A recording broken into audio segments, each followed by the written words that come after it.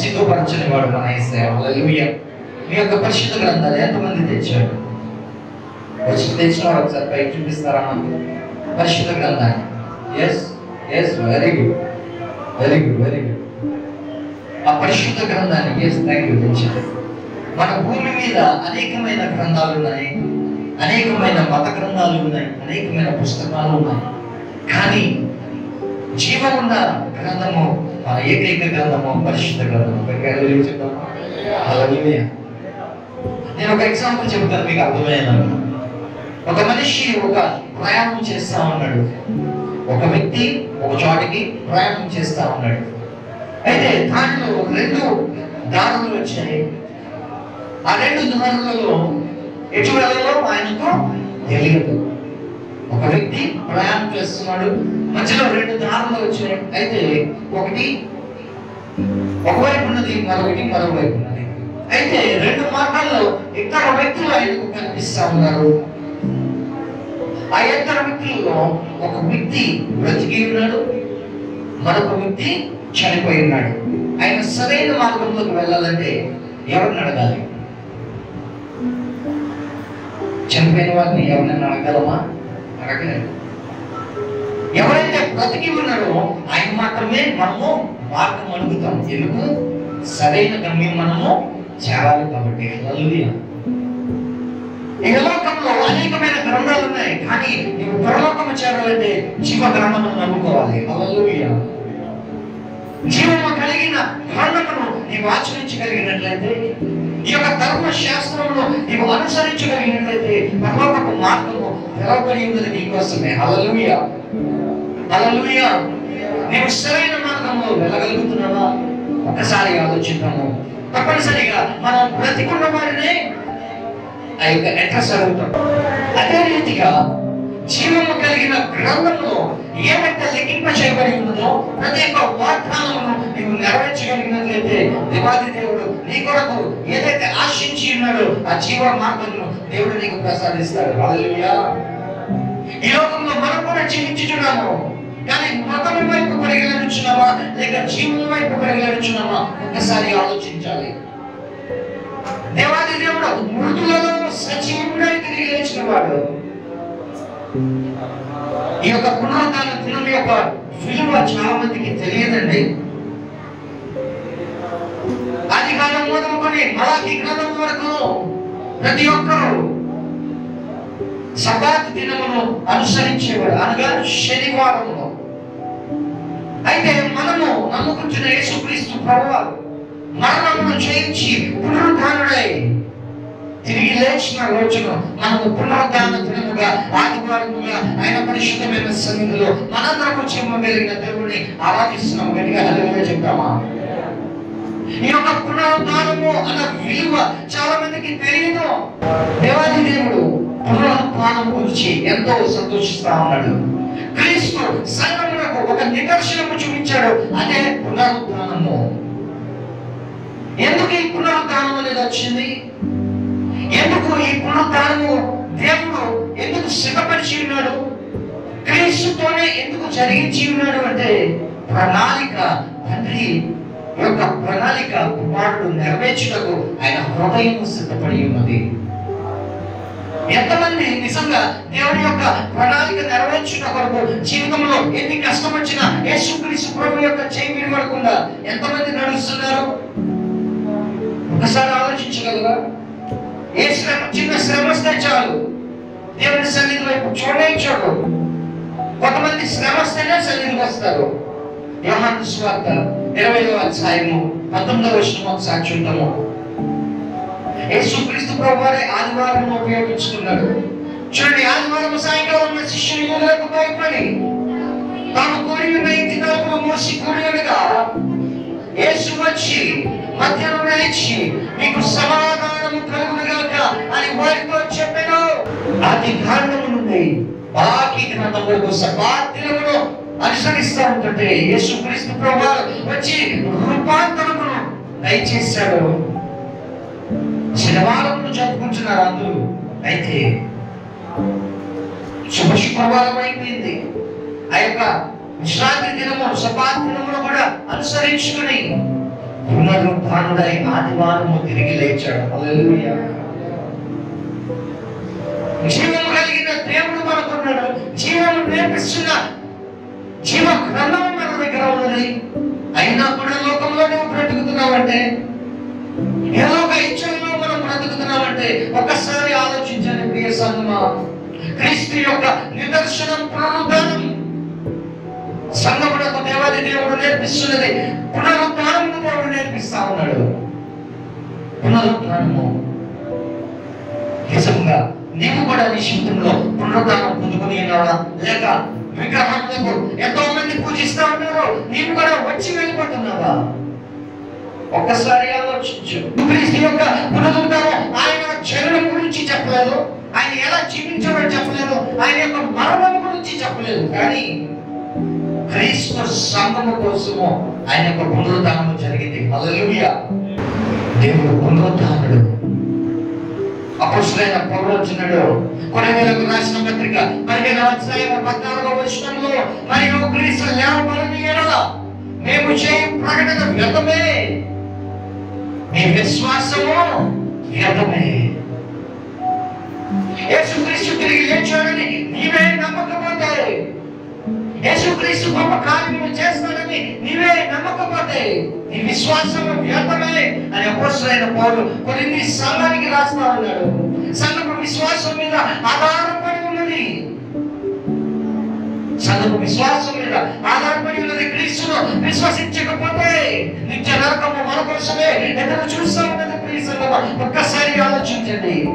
యోహాను సువార్త 20వ అధ్యాయంలో 20వ వచనంలో ఆయన అలాగూ చెప్పి వారికి తన చేతులను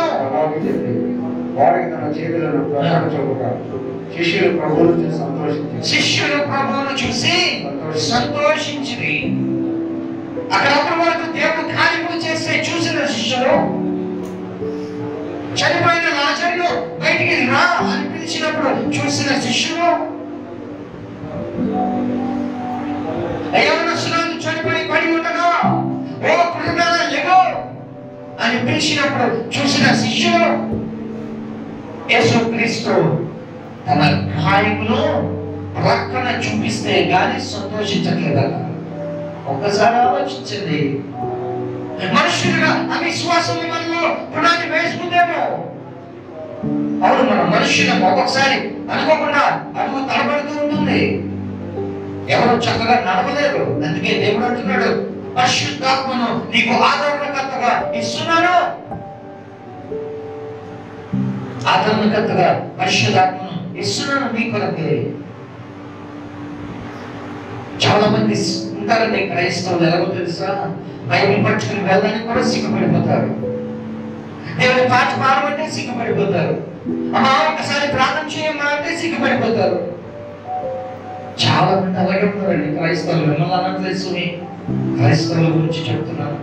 దేవుని వాక్యం ఏమంటుందో తెలుసా? నిన్ను బట్టి కాదా అన్ని జనుల మధ్య నా నామము దూషించబడుచున్నది. ఎవరు పట్టింది? మన సాక్ష్యం లేకపోతే మనల్ని బట్టి. ఒకవేళ నీవు కూడా ఆ పరిస్థితుల్లో ఉన్నవేమో ఒక్కసారి ఆలోచించుకో. ప్రియ సంగమా, ప్రియ సహోదరి సహోదరుడా, యేసు ఎన్నో కార్యములు చేసినప్పుడు, మన జీవితంలో అనేకమైన కార్యములు చేస్తూ ఉన్నప్పుడు స్వీకరించడం మాత్రమే కాదు, కృతజ్ఞత చెల్లించడం కూడా మన ముందై ఉన్నది. ఎంతమంది కృతజ్ఞతగా సాక్ష్యం చెప్పగలుగుతున్నారు? నా దేవుడు నా జీవితంలో ఎన్నో కార్యములు చేసి ఉన్నాడు. ఆ దేవుడు అనేకమైన కార్యములు. ఈ రోజు నేను బ్రతికున్నానంటే కేవలం నా యేసు ద్వారా అని ఎంతమంది సువార్త చెప్పగలుగుతున్నారు? నీ పరివారితో కానీ, యజమానులతో కానీ, నీ ఆఫీస్లో కానీ, ఎక్కడైనా సరే నీ సువార్తను ఆపకూడదు. హల్లెలూయా.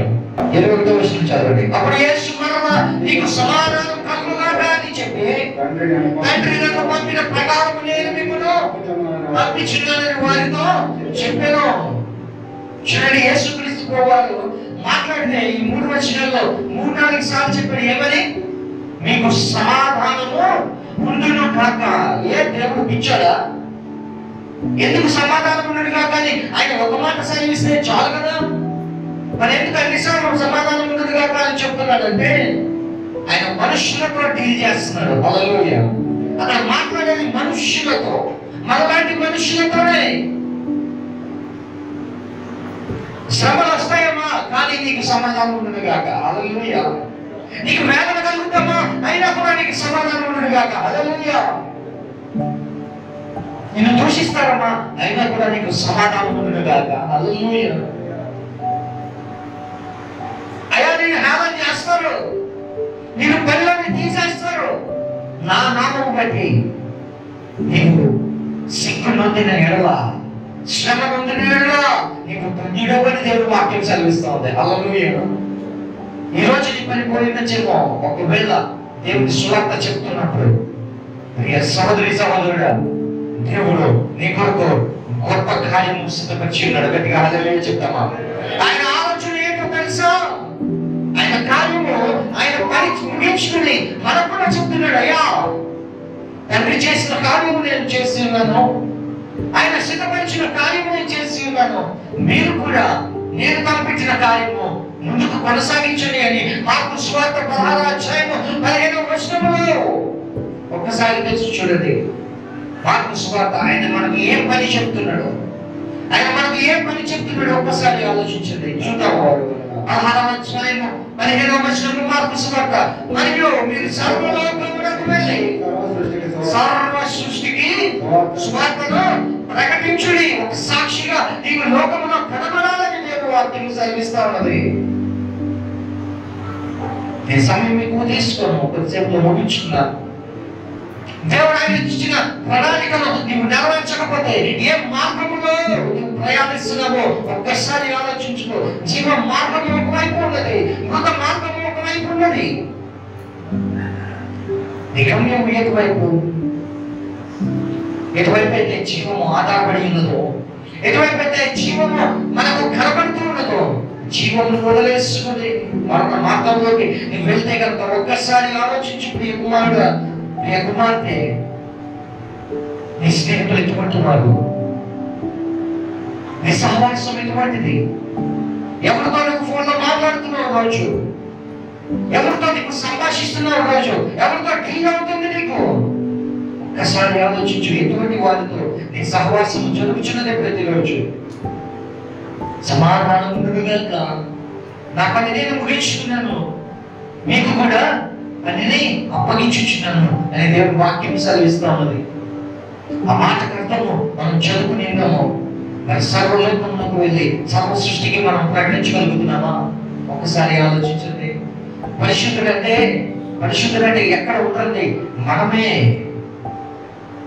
ఎంతమంది చెప్పగలరు నేను పరిశుద్ధుడను, నేను పరిశుద్ధురాలను, నేను పరిశుద్ధంగా జీవిస్తున్నాను, నాలో ఏ పాపము లేదు, యేసును సొంత రక్షకుడిగా నేను అంగీకరించి ఉన్నాను, ఆయన నన్ను నా పాపములను క్షమించి ఆయన రక్తంతో నన్ను కలిగి ఉన్నాడు, నేను పరిశుద్ధంగా జీవిస్తున్నానని ఎంతమంది నిశ్చయత కలిగి ఉన్నాడు? అదే దేవుడు అడుగుతున్నాడు. ఆయన పని అదే. ఆయన పని అదేనండి. లోకంలో చూస్తుంటే పాపము పెరిగిపోతా ఉన్నది, చెలరేగిపోతా ఉన్నది. సాతాను ఎవరిని మునిగుతుందా అని రచించు సింహం వల్లే తిరుగులాడుచూ ఉన్నాడు. యేసుక్రీస్తు ప్రభువు కూడా 33.5 సంవత్సరాలు యవనస్తుడే. మరి పాపం నుండి దూరంగా పరిగెత్తాడే. మోషే మటర్ చేసిన ఆయనే. మరి అటువంటి మోషేను ఇశ్రాయేలు ప్రజలను కనాను దేశంలోకి నడిపించుటకు దేవుడు ఎందుకు ఉపయోగించుకున్నాడు? ఎర్ర సముద్రంలో 2 పాయలుగా చేయుటకు మోషే ఎందుకు ఏర్పరచుకున్నాడు? ఆయనలో పాపం లేదా?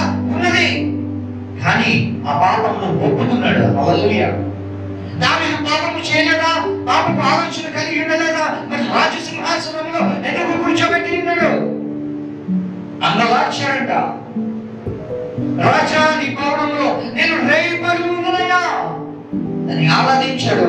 ప్రభువు క్షమించి మరొక ఛాన్స్ ఇచ్చాడు. సంసారం బాలంతా పోగొట్టుకున్నాడు తన యొక్క జుట్టు ద్వారా. తన జుట్టులో బలమంతా పోగొట్టుకున్నాడు. తెలైనా అనే ఒక స్త్రీతో కలిసి మరి నీ బలము ఎవరి ద్వారా పోగొట్టుకుంటున్నావు?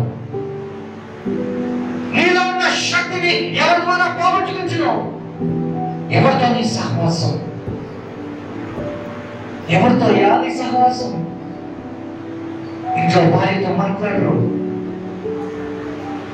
ఇంట్లో భర్తతో మాట్లాడరు, అక్రమ సంబంధాలు ఎన్నో ఎన్నో ఎన్నో. ఒక్కసారి న్యూస్ పేపర్ ఓపెన్ చేస్తే చాలు, మరణాలు మరణాలు, హత్యలు హత్యలు. అయ్యో, ఒక్కసారి ఆలోచించండి. అటువంటి వారిగా మనం ఉంచుకుంటా దేవుడు శ్రేష్టమైన వారిగా ప్రత్యేకముగా దేవుడు ఇటువంటి సన్నిధిలో మనందరము ఎగిరించుటకు ఆయన ఎంత సమయం ఇచ్చి ఉన్నాడు. మరి అటువంటి సమయం ఎటువంటి రీతిగా ఉపయోగించగలుగుతున్నాం? సదాకాలము నీకు సమాధానం ఉన్నదిగా దేవుడు వాక్యం సెలవిస్తా ఉన్నది. మరి నీకు సమాధానం కలిగి ఉంటున్నావా? నీ తోటి వారితో నీకు సమాధానం ఉన్నదా? నీ భర్తతో నీకు సమాధానం ఉన్నదా? నీ భార్యతో నీకు సమాధానం ఉన్నదా? నీ పిల్లలతో నీకు సమాధానం ఉన్నదా? నీ యవనస్తులతో నీకు సమాధానం ఉన్నదా? నీ తల్లిదండ్రులతో నీకు సమాధానం ఉన్నదా? నీ పట్టించే వాళ్ళతో నీకు సమాధానం ఉన్నదా? ఎక్కడికి పోయింది నీ విశ్వాసము? దేవుడు మర్చిపోడు. శిష్యులకు గాయములు చూపి ఆయన ప్రకటన చూపిస్తున్నాడట. ప్రకపు పొడిచి ఉన్న పల్లెపు కోటి యొక్క ముద్రను చూపిస్తున్నాడట. గాయములు చూపించిన తర్వాత వారు ఏం చేశారు? సంతోషించారు. అయితే యేసుక్రీస్తు ప్రభువారే వచ్చి ఉన్నారు. మీకు ఒక విషయం తెలుసా? యేసుక్రీస్తు ప్రభువారు సమాధిలో పెంచబడి ఉండగా రాయను పెట్టి అక్కడ బయట సెక్యూరిటీని పెడితే దేవదూతలు వచ్చి ఆ యొక్క రాయిని పొదిలించాయంట. ఎంతమందికి తెలిసి ఈ మాట? అందరికీ తెలిసిందే. హల్లెలూయా. ఏ యేసుక్రీస్తు ప్రభువారు సమాధిలో బయటికి రాయరా? మీకు విషయం తెలుసా? ఆయన పునరుద్ధారుడే తిరిగి లేచిన తర్వాత ఆయన మేడ మీద గదిలో ఆరాధన చేస్తున్న శిష్యుల మధ్యకు ప్రత్యక్షమయ్యాడు. తోడు తీసుకుని రావాలి. హల్లెలూయా. వాళ్ళందరూ ఆరాధిస్తుండగా మనం ఇప్పటివరకు ఎలా అయితే ఆరాధించుకున్నామో అటువంటి రీతిగా ఆరాధిస్తున్నప్పుడు ఆయన ప్రత్యక్షమయ్యాడు. మరి ఇప్పుడు ప్రత్యక్షమైన దేవుడు అప్పుడు రాయి పొడిచి బయటికి రాలేదా? లాజరు బయటికి రా అని సమాధిలో ఉన్న లాజరును పిలిచినప్పుడు శవము బయటికి వచ్చింది ఆ ప్రేత గుడ్డలతోనే. మరి అటువంటి శక్తి కలిగిన దేవుణ్ణి మనం ఆరాధిస్తున్నప్పుడు, అటువంటి సామర్థ్యము కలిగిన దేవుణ్ణి నీవు ఆరాధిస్తున్నప్పుడు, నీతిగా ఆధారం దేవాన్ని నీవు ఆరాధన చేస్తే సరిపోదమ్మా. నిజంగా నీకు హృదయంలో నీతి కలిగి ఉండాలి. సన్నిధిలో నీకు సాక్ష్యంలో సంపాదించుకోవాలి. ప్రభు నేను బయటకు వెళ్తున్నాను, ప్రభు నేను భోజనం చేస్తున్నాను, ప్రభు నేను ఇంటికి వచ్చాను, ప్రభు నేను పొరుగున్నాను. ఇది కాదు ప్రార్థన. ఒక సహోదరుడు అంటాడంట, అయ్యారు ఈ రోజుకి కుమారు ప్రార్థన చేస్తున్నాడు, కుమారు ప్రార్థన చేస్తున్నాడండి. యెరూషలేము వైపు తిరిగి తెరిచి ఎడతెగక ప్రార్థన చేస్తాడు రేయి పగలు. హల్లెలూయా. ఆయనతో పోల్చుకుంటూ అంటున్నాడంట, అయ్యారు నేను మూడు సార్లు కుమారు ప్రార్థన చేస్తున్నానండి అంటాడు. మాస్టర్ గారు అడిగారంట, అబ్బా ఎంత మంచోడు, అబ్బా ఎంత మంచోడు, నేను కూడా ఒకసారి ప్రార్థన తప్పుతున్నాను కానీ ముమ్మారు ప్రార్థన చేస్తాడంటే ఎంత మంచోడు ఈ అబ్బాయి అని అనుకుంటున్నాడంట. అయితే అయ్యా నువ్వు ఎప్పుడెప్పుడు ప్రార్థన చేస్తావు, ఎప్పుడు ప్రార్థన చేస్తావు అంటే ఆ సహోదరుడు అంటాడంట, అయ్యా నేను ముమ్మారు ప్రార్థన చేస్తాను, పొద్దున టిఫిన్ చేసినప్పుడు ప్రార్థన చేస్తాను, మధ్యాహ్నం ఫోన్ చేసినప్పుడు ప్రార్థన చేస్తాను, రాత్రి ఫోన్ చేసినప్పుడు ప్రార్థన చేస్తాను అయ్యా అంటాడు. ఏమని ప్రార్థన? ప్రభువానికి స్తోత్రం, నాకు ఆత్రం. ఆమేన్. ఈ ప్రార్థన కాదండి దేవుడు అడిగేది. ఈ ప్రార్థన కాదు దేవుడు అడిగేది. నా గురించి ఏడవకండి, నీ బిడ్డల కోసము, నీ కుటుంబం కోసము ఏడు. నా కోసం ఏడుతామా? ఆల్రెడీ తండ్రి కోసము నేను ఆయన చేసిన ప్రణాళిక నేను నెరవేర్చి పరలోకం ఆరోహణం అయిపోయాను. నా కోసం ఏడవద్దు, నా కోసం ఏడవద్దు. నేను గాయము పొందలేదు నీ కోసమే, నేను రక్తము కాచము నీ పాపము క్షమించబడాలని. ఆలోచన పాపముతో నింపబడి ఉన్నదేమో, అది క్షమించబడాలని నా శిరస్సుకు ఉన్న కిరీటం పెట్టబడింది.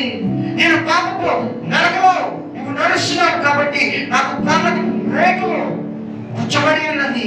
ఆ చేతులు నువ్వు చేతులతో చేసిన పాపము కొరకు నా చేతిలో రేకులు గుచ్చబడి ఉన్నవి. నా యొక్క శిరస్సులో నువ్వు ఏ ఆలోచన కలిగినావా? శిరస్సు నిజముగా దేవుని కొరకే ఆలోచించగలుగుతున్నావా? జాగ్రత్త. ఒకవేళ ముళ్ళ కిరీటము నీవు ఆలోచన చేస్తున్న వాటి నిమిత్తము నీకు ముళ్ళ కిరీటం పెడితే ఎన్ని ముళ్ళ కిరీటాలు పెట్టాలో మనకు ఆలోచించండి. నీ పాపము లెక్కించి ముళ్ళ కిరీటము పెట్టాలంటే ఒకవేళ నీ శిరస్సు సరిపోక అటువంటి మనస్సు కలిగి ఉన్నావేమో, పాపము విడిచిపెట్టు, పాపమును ద్వేషించు. మనుషులు కదా అయ్యారు, తమలో నేను మనిషిని కదా, చిన్న పాపమైన ఆ పోస్టర్స్, సినిమా పోస్టర్స్ చూస్తుంటే చిరాకు వచ్చేస్తుంది అనమాట. ఆ రోడ్డు మీద ఫ్లెక్సీ చూస్తున్నా కూడా చాలా చిరాకు వస్తూ ఉంటుంది. వ్యంగ్యపు మాటలతో పాటలు, వ్యభిచార సంబంధమైన పాటలు. నేను వింటున్నానండి, చాలా మందికి ఫోన్ చేస్తుంటే ఆ కాల్ చూసి కూడా మేము వింటున్నాం. కానీ మేము ప్రార్థన చేయడం మా వంతు, దేవుడు చూసుకుంటాడు. అది జాగ్రత్త. చెప్పడం వరకే, మేము చెప్పడం వరకేనండి. ఏ విషయమైనా దేవుడు చూసుకుంటాడు. హల్లెలూయా. చావైనా బ్రతికైనా వెలుగైనా చీకటైనా నేను నీ కొరకే బ్రతుకుతానయ్యా, నేను నీ కొరకే నేను జీవిస్తానయ్యా, నీవు ఇచ్చిన మార్గంలోనే నేను బ్రతుకుతానయ్యా అని ఎంతమంది అయితే శ్రమలో ఉన్నా, సంతోషంలో ఉన్నా నేను విడిచిపెట్టనయ్యా, నీ విశ్వాసంలో నేను ముందుకు పోతానయ్యా అని నువ్వు ఎప్పుడైతే చెప్పగలుగుతావో, ఎంతమంది అయితే చెప్పగలుగుతారు నిజంగా నిశ్చయత కలిగి ఉన్నట్లయితే. కొన్ని బోధన నేను వింటా ఉన్నాను, రక్షణ అంటే బాప్తిసం తీసుకోవడం అంటారు. రక్షణ అంటే బాప్తిసం తీసుకోవడమా? రక్షణ అంటే ఏంటంటే ఎవరైనా చెప్పగలవా? దాన్ని నిలవచ్చు. మానసు పొందుకోవడం రక్షణ. యేసు ప్రభువుని సొంత రక్షకుడిగా అంగీకరించడం. ఇంకా మారు మనస్సు పొంది, మారు మనస్సు అనగా అర్థము నీ పాపములు క్షమించు అయ్యా, నా పాపములు క్షమించు అయ్యా, నేను చేసిన ప్రతి ఒక్క దోషంలోనూ నన్ను విడిపించు, ఈ రోజు నుంచి నేను ఇటువంటి పాపం చేయనయ్యా. దీన్ని మారు మనస్సు అంటారు. రక్షణ అనగా అర్థము, ఈ రోజు నేను చనిపోయినట్లయితే నీ కుడిపార్శ్వంలో నేను తొలగరిస్తాను, నా ఆత్మను రక్షించువాడు నీవే, నీవే నా సొంత రక్షకుడు అని నేను నమ్ముచున్నాను అని ఎప్పుడైతే నిశ్చయత కలిగి ఉంటావో దాన్నే రక్షణ అని అంటావు. మరి అటువంటి నిశ్చయత కలిగి ఉన్నామా? సన్నిధిలో ఆరాధన చేస్తున్నప్పుడు కళ్ళు తెరుస్తూనే ఉంటారు చాలా మంది. ఎందుకంటే కళ్ళు తెరుస్తారు? వాళ్ళకి రక్షణ అనుభవం లేదు.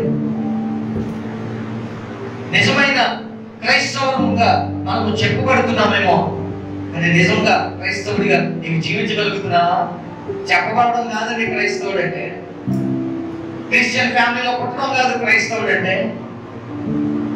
క్రీస్తుడిగా, క్రీస్తుని పోలిన జీవితంలో నీవు నడవడమే క్రైస్తవం. సంఘానికి ఒక నిదర్శనం చూపించాడు పునరుద్ధానం ద్వారా యేసుక్రీస్తు ప్రభువు. మరి నీవు ఏ నిదర్శనం చూపిస్తున్నావు? సంఘంలో ఏ నిదర్శనం చూపిస్తున్నావు? ఈ రోజు పిల్లలందరూ ఒక వాక్యము చెప్పి ఉన్నారు, కంఠస్థ వాక్యము. యోహాను సువార్త 15వ అధ్యాయము 5వ వచనము, ద్రాక్షవల్లిని నేను, తీగలు మీరు. ఎవరు నా యందు నిలిచి ఉన్నారో, నేను ఎవరి యందు నిలిచి ఉన్నానో వారు బహుగా ఫలించును. నాకు వేరుగా ఉండి నీవేమియో, మరొకసారి చెప్పాలి, నాకు వేరుగా ఉండి నీవేమియో చేయలేను. సన్నిధికి దూరంగా ఉండి నువ్వేం చేయలేవు. సంఘ కార్యక్రమంలో నీవు లేకపోతే నువ్వేం చేయలేవు. ఇప్పుడు నా యందు నిలిచి ఉండును, నేను ఎవరి యందు నిలిచి ఉండునో వాడు బహుగా ఫలింపజేస్తాడు, వాడు ఫలిస్తాడు. నాకు వేరుగా ఉంటే ఏమీ చేయలేడు. ఏ మార్గంలో పోతుంది నీ జీవితము? జీవ మార్గమా లేక మృత మార్గమా? ఒకసారి ఆలోచించు. నీవు సాగుతున్న ప్రయాణము నాకు ఈ పాట చాలా ఇష్టం. నడిపించునారా